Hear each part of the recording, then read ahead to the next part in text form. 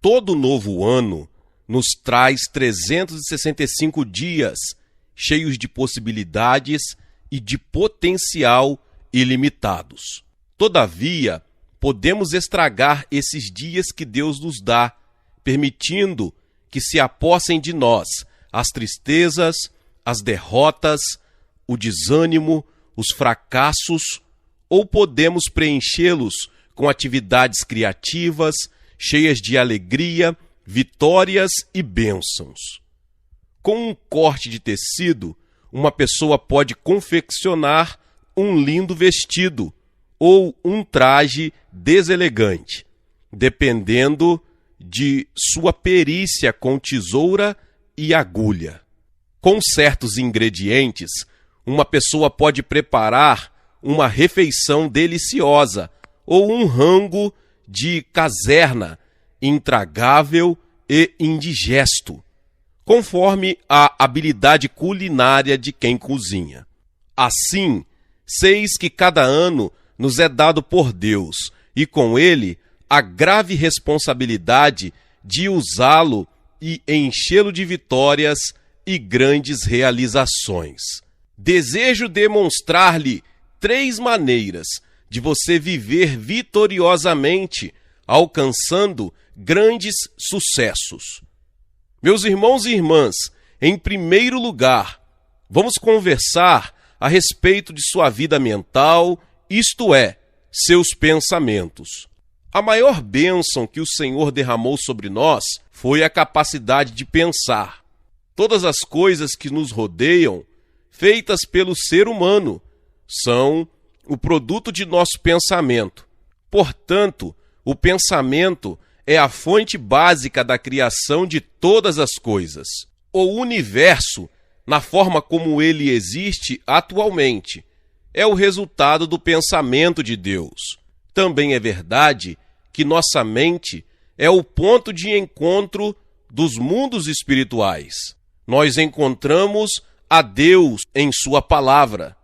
Os pensamentos de Deus vêm vestidos de palavra e nos sobrevêm e conosco comungam em nossa mente. Jamais alguém viu a Deus, mas conhecemos o coração de Deus porque lemos sua palavra. Quando os pensamentos de Deus chegam ao nosso coração, mediante o poder do Espírito Santo, e se enraizam em nossos pensamentos, as ideias de Deus começam a manifestar-se em nossa vida. O diabo também pode ocupar os pensamentos humanos. Ele projeta na tela de nossos pensamentos toda sorte de tentação e de pensamentos destrutivos, negativos. Se uma pessoa der guarida aos pensamentos do diabo, ele penetrará em sua mente e a controlará com o objetivo de induzir essa pessoa a praticar obras malignas. É por essa razão que devemos praticar a higiene mental, manter pensamentos piedosos. À medida que gravamos os pensamentos de Deus em nossa mente, mediante a palavra, veremos a manifestação de Deus e seus milagres em nossa vida. Mantenha seus pensamentos constantemente fixos na palavra de Deus e em Jesus, de tal maneira que o diabo não tenha nenhuma oportunidade de penetrar em sua vida. Todos os dias, os pensamentos de Deus e os pensamentos do diabo estão batendo a porta de sua mente. Tome o máximo de cuidado para quem você vai abrir a porta. Você estará trabalhando para Deus, se aceitar e mantiver os pensamentos de Deus. Todavia, se você acolher os pensamentos do diabo, é claro que você será servo do diabo. Em suma, a batalha espiritual é uma batalha entre os pensamentos que querem dominar sua mente.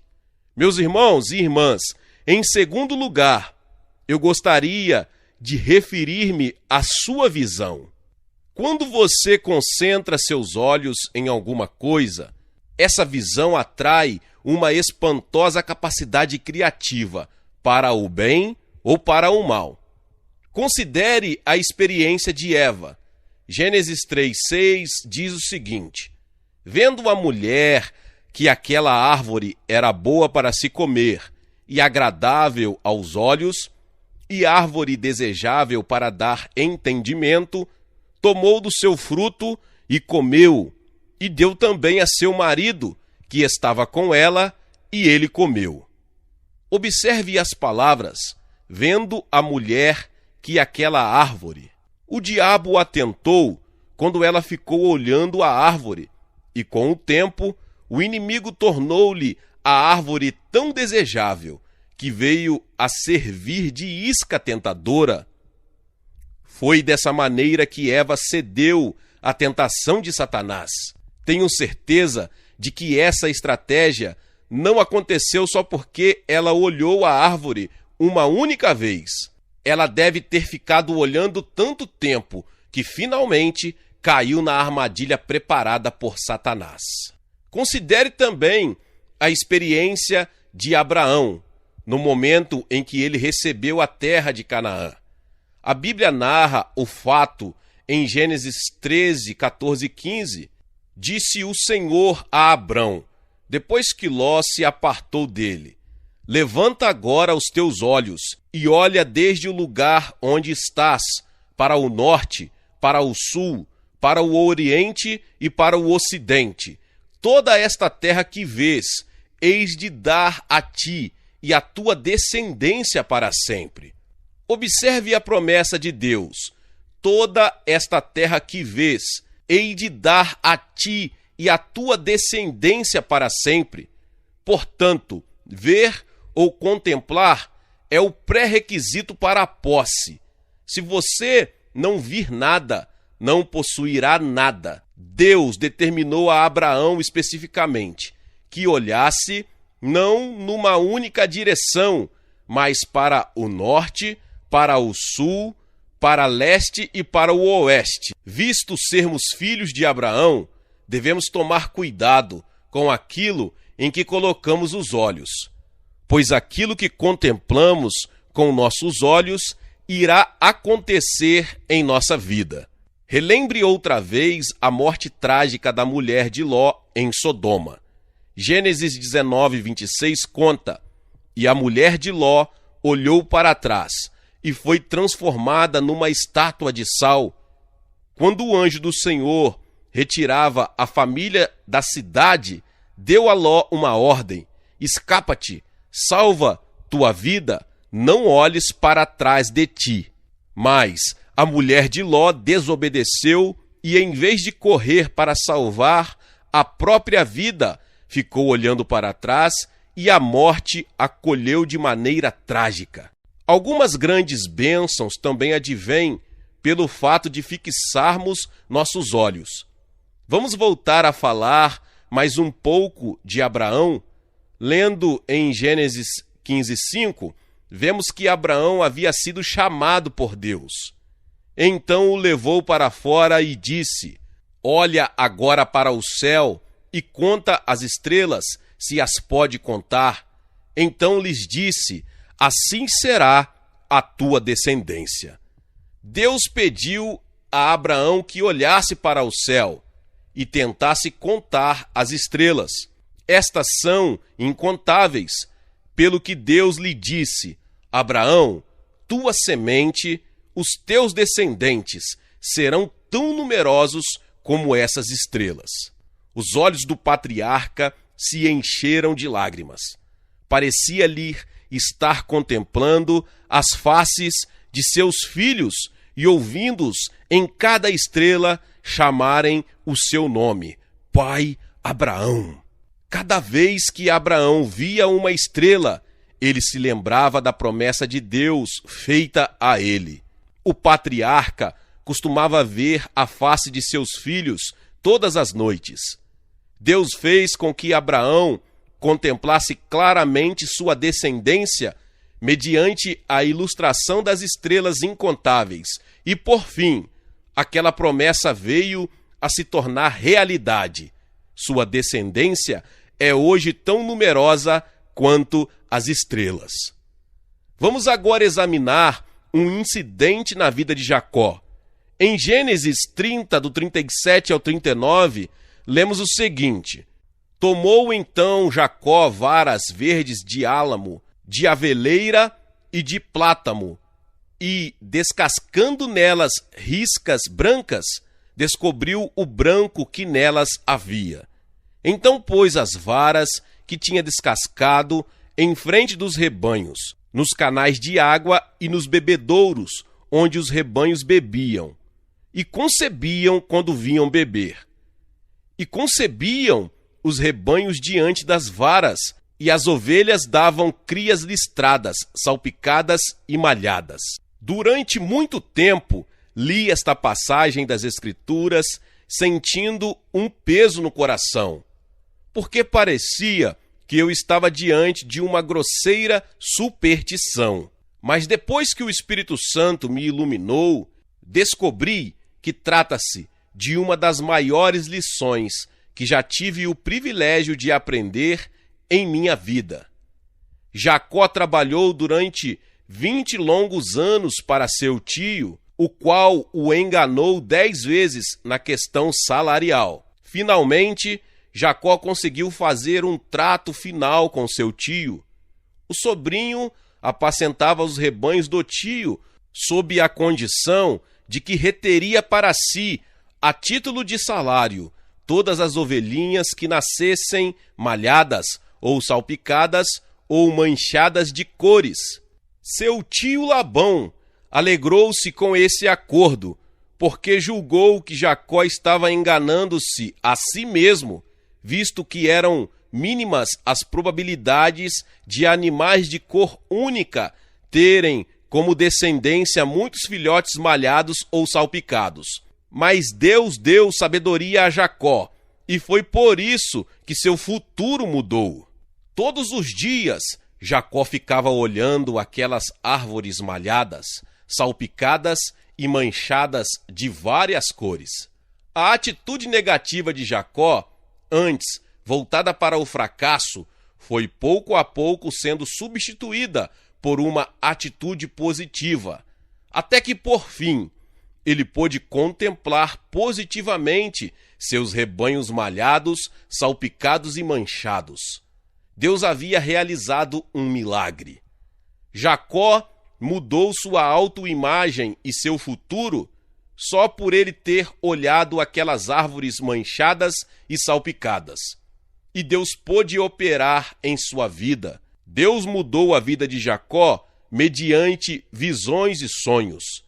Atos 2,17 nos diz que quando o Espírito Santo vem sobre nós, dá-nos visões e sonhos. Nos últimos dias, diz Deus, do meu Espírito derramarei sobre toda a carne.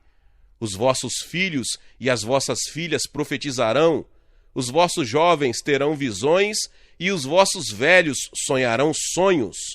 Sem visões e sonhos, não podemos tornar-nos criativos. Hoje, no reino pentecostal, o Espírito Santo de Deus sobrevém e nos inspira grandes visões e sonhos, fazendo que nos lancemos em grandes projetos em seu nome. E estamos contemplando grandes obras sendo realizadas.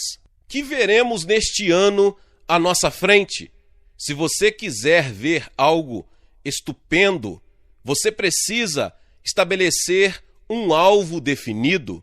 Se você não tiver um alvo bem definido, como é que pode ver algo que valha a pena ser alcançado? Comece a ver o cumprimento de seu alvo com toda a clareza, em cores com muita vida. Mantenha essa visão, esse alvo, diante de seus olhos dia e noite. Prossiga firme e com todo o vigor, procure atingir o objetivo de sua vida. Espere milagres e Deus operará maravilhas em sua vida. Meus irmãos e irmãs, em terceiro lugar, desejo considerar aqui um assunto de suma importância, a atribuição de nomes. Mediante o nome, você define a natureza de sua vocação. Lendo Gênesis 2,19, ficamos sabendo duas coisas: que Deus chamou Adão e como Adão pôs nomes em todos os animais. Havendo, pois, o Senhor Deus formado da terra todos os animais do campo e todas as aves do céu, trouxe-os ao homem para ver como lhe chamaria. E tudo o que o homem chamou a todo ser vivente, isso foi o seu nome. Deus criou os animais e os trouxe a Adão, para que este lhe desse nomes. Essa atividade de Adão, de atribuir nomes aos animais, não queria dizer simplesmente que receberiam termos designativos, mas significava, sobretudo, que suas naturezas estavam sendo moldadas. Vemos na Bíblia que quando Deus queria transformar alguém, ele primeiro lhe mudava o nome. Vamos dar uma olhada em alguns exemplos. Antes de Deus dar a Abraão seu filho Isaque, Deus lhe mudou o nome de Abrão para Abraão, que significa pai de muitas nações. O nome de sua esposa era Sarai, mas Deus o mudou para Sara, que quer dizer princesa. Abraão tinha cerca de 100 anos de idade e Sara 90, mas passaram a chamar um ao outro pelos seus novos nomes. Foi então que seus novos nomes lhes mudaram as vidas e eles finalmente receberam um filho maravilhoso que se chamou Isaque, cujo significado é riso. Dê uma olhada na vida de Jacó. Jacó significa suplantador, mas ao receber a bênção do anjo do Senhor, no ribeiro de Jaboque, o anjo lhe mudou o nome de Jacó para Israel, que significa príncipe. Visto que seu nome foi trocado, sua vida mudou também. Você lê nos evangelhos a respeito de Simão Pedro. Quando Jesus se encontrou com ele pela primeira vez, seu nome era Simão, Caniço. A natureza de Simão era exatamente como a do caniço. Oscilava segundo o vento e mudava a cada instante. Depois de olhar a Simão bem nos olhos, Jesus de súbito lhe mudou o nome. Disse-lhe o Senhor: serás chamado Pedro. Pedro quer dizer pedrinha. Ninguém creu nas palavras de Jesus e talvez tenham todos sorrido ao ouvir a mudança do nome de Simão, pois o caráter daquele homem era mais parecido com um caniço. Mas Jesus mudou o nome de Simão e após cerca de 3 anos, vemos Simão transformado em Pedro, a pedra. Ele se transformou em uma pedra da igreja, um pilar da nova obra cristã. Imagine o tremendo poder que Deus atribuiu a Adão para que este desse nomes a todos os animais de Deus. Fosse qual fosse o nome que ele desse a um animal, esse se tornava seu nome particular e a expressão de sua natureza animal. Agora você está na mesma posição de Adão, neste momento em que Deus lhe dá 365 dias do ano, como se fossem animais para servi-lo e serem seus amigos. Você deve dar nome a eles, pois esses 365 dias lhe são trazidos sem nomes e sem faces. Você deve definir o conteúdo e a natureza de cada dia ao dar a cada um seu nome adequado. Você pode dar-lhes nomes maus, negativos, e o resultado é que você será perversamente atacado pelo diabo. Muitas pessoas ficam confusas diante da infelicidade e desgraças que experimentam na vida, sem perceberem que deram nomes negativos a seus dias.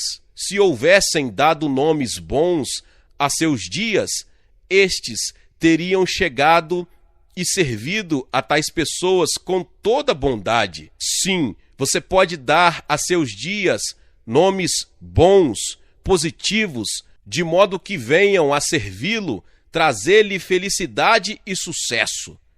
Quer você goste desta ideia, quer não, você dará nomes a seus dias, consciente ou inconscientemente. Sua vida será influenciada pelo nome que você der a cada dia em particular. Em minha própria experiência, todas as manhãs, quando se aproxima de mim um novo dia, sem nome e sem face, a primeira coisa que eu faço é dar-lhe um nome e declarar-lhe a natureza.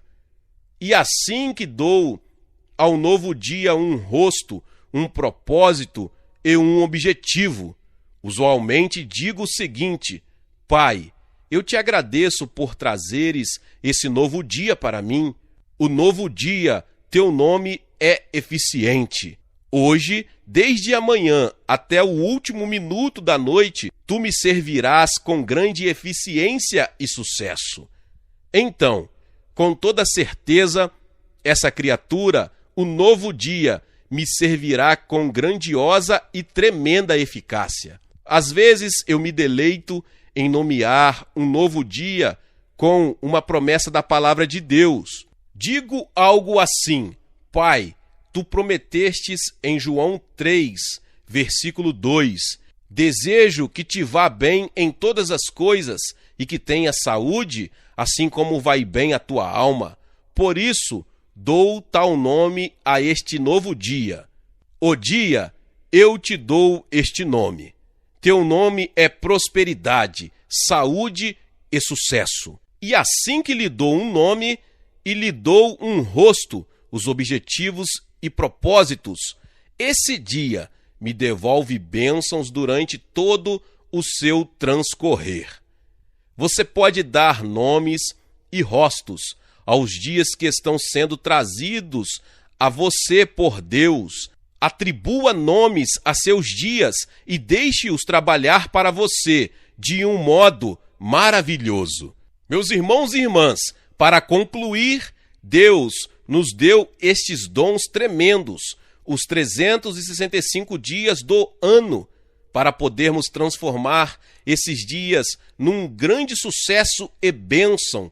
Vamos pensar neles de modo correto, vamos encará-los com olhos espirituais e dar-lhes nomes com sabedoria, de tal maneira que consigamos viver dia a dia para a glória de Deus, dando testemunhos aos incrédulos. Cada dia do ano constitui uma responsabilidade para você. Quando chegar o último dia deste ano e você entender que falhou de certo modo, não deve culpar os outros. Mencionei 3 maneiras de você mudar sua vida. Confie em Jesus e Ele o ajudará a refletir seu amor todos os dias de sua vida, preparando-o e transformando para a sua glória. Glória a Deus, aleluia, que palavra tremenda. Talvez você chegou aqui pela primeira vez e ainda não é inscrito aqui no canal. Se inscreva aqui no canal e ative o sininho das notificações. Todos os dias são postados vídeos abençoados aqui no canal para te abençoar. Deixe também o seu like, que é muito importante para este vídeo. E não se esqueça de compartilhar com mais pessoas esta palavra. Deus te abençoe e nos vemos nos próximos vídeos. Amém.